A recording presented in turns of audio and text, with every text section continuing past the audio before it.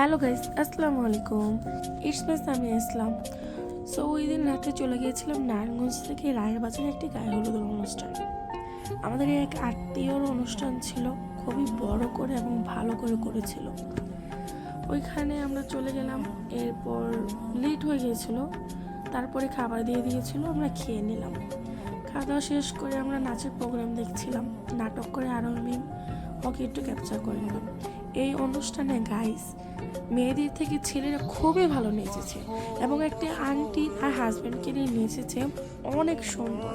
আমি copy paste খাবো বলে গানটা দিলাম না, খুবই ভালো নেচেছিল। এই পিছিটা কিউট না? ছোট্ট পিছিটা খুবই কিউট।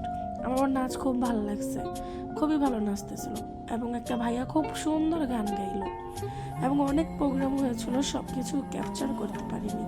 খুব রাত্র হয়ে গেছিলো, তাই আমরা রওনা দিয়ে দিলাম। আল্লাহ হাফেজ।